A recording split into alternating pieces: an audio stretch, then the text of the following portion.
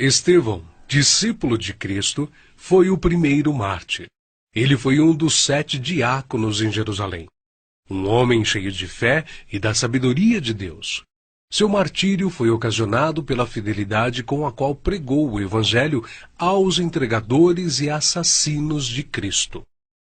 Foram excitados eles a tal grau de fúria que o expulsaram para fora da cidade e o apedrejaram até matá-lo. E apedrejaram a Estevão, que em invocação dizia: Senhor Jesus, recebe o meu espírito. E pondo-se de joelhos, clamou com grande voz: Senhor, não lhes imputes este pecado. E tendo dito isto, adormeceu.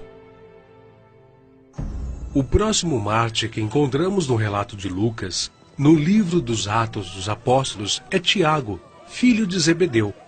Ganhava vida como pescador, mas quando Cristo o chamou para ser seu discípulo, abandonou sua profissão, seu pai, seu barco e seguiu a Jesus. Por ordem de Herodes Agripa, foi preso e decapitado em Jerusalém em meados dos anos 42 e 44, tornando-se assim o primeiro dos apóstolos a receber aquele cálice que ele mesmo tinha dito ao Salvador que estava disposto a beber. Filipe era natural da cidade de Betsaida, na Galileia, cidade de André e Pedro, um dos primeiros a ser chamado por Jesus, a quem trouxe seu amigo Natanael, dizendo que havia encontrado aquele de quem Moisés e os profetas haviam escrito, ou seja, a Jesus de Nazaré, o verdadeiro Messias. Historiadores afirmam que Filipe pregou na Frígia e foi apedrejado em Hierápolis. Tiago, chamado Menor, filho de Alfeu, evangelizou nas regiões da Palestina e no Egito. De acordo com escritos primitivos, foi martirizado com a idade de 99 anos, no ano 62 da era cristã, espancado e apedrejado pelos judeus, os quais usaram de um cacetete para feri-lo no crânio com requintes de crueldade. Também chamado Filho da Consolação, Barnabé era levita, natural de Chipre, um homem cheio do Espírito Santo. Foi companheiro de Paulo em muitas viagens. Vendeu seus bens e terras para ajudar os apóstolos na missão de pregar o Evangelho. Segundo a história nos conta, Barnabé foi torturado, arrastado com uma corda amarrada ao seu pescoço e depois queimado vivo. Evangelista Marcos. Foi ele quem, na companhia do apóstolo Pedro, escreveu o primeiro dos 4 evangelhos. Relatos contam que pagãos o arrastaram pelas ruas de Alexandria ao ponto de ser despedaçado. Simão Pedro era pescador em Cafarnaum, onde morava com sua sogra. Seu irmão André o levou até Cristo. Logo depois foram chamados a deixarem suas redes para se tornarem pescadores de homens, e eles deixaram imediatamente as suas redes e o seguiram. Em sua primeira pregação em Jerusalém, após a descida do Espírito Santo, se converteram à fé quase 3.000 almas em um único dia. Em outra ocasião, foi preso junto com o apóstolo João. Foi açoitado e advertido a nunca mais falar no nome do Senhor Jesus. Mas ousadamente respondeu: mais importa obedecer a Deus do que aos homens. Entre muitos outros santos, o bem-aventurado apóstolo Pedro foi condenado à morte e crucificado em Roma por ordem de Nero. A história relata que ele mesmo pediu para ser crucificado de cabeça para baixo, porque se considerava indigno de ser crucificado da mesma forma que o seu Senhor. Saulo, depois nomeado Paulo, nasceu na cidade romana de Tarso.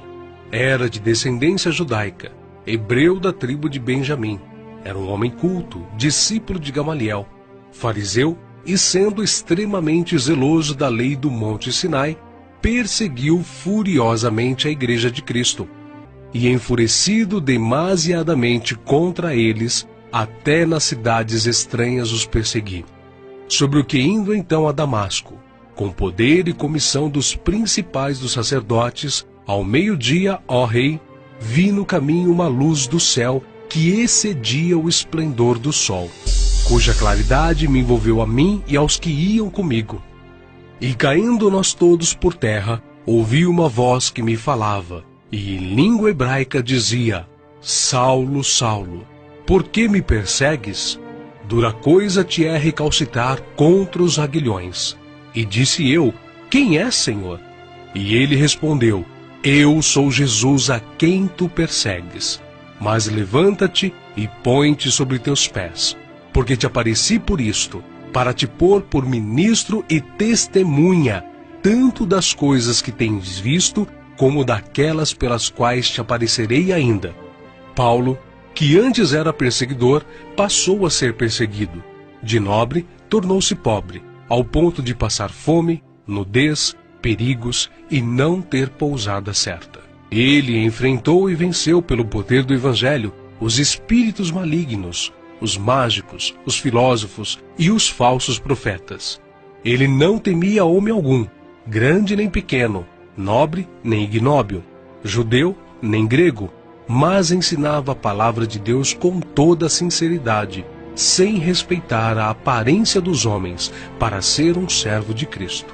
Os seus feitos estão registrados não somente nas Sagradas Escrituras, mas também na história, principalmente na Grécia. Sua jornada entrou na etapa final em Jerusalém, em torno de 60 depois de Cristo. Vítima de inveja, ele foi preso e acusado de violar a lei judaica. Paulo, na sua prisão em Roma, escreveu a Timóteo, a quem carinhosamente chamava de filho espiritual, uma de suas últimas cartas, dizendo que sua hora havia chegado. Porque eu já estou sendo oferecido por aspersão de sacrifício, e o tempo da minha partida está próximo. Combati o bom combate, acabei a carreira, guardei a fé.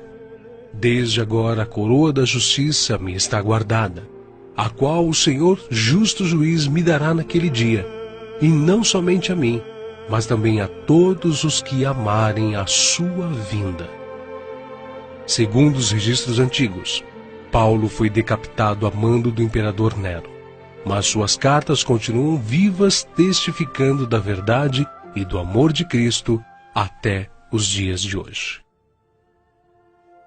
André, irmão de Pedro, pescador e discípulo de João Batista, pregou o evangelho a muitas nações da Ásia. Mas, ao chegar a Acaia, foi preso e crucificado numa cruz em forma de X. Daí, então, a origem do termo de Cruz de Santo André.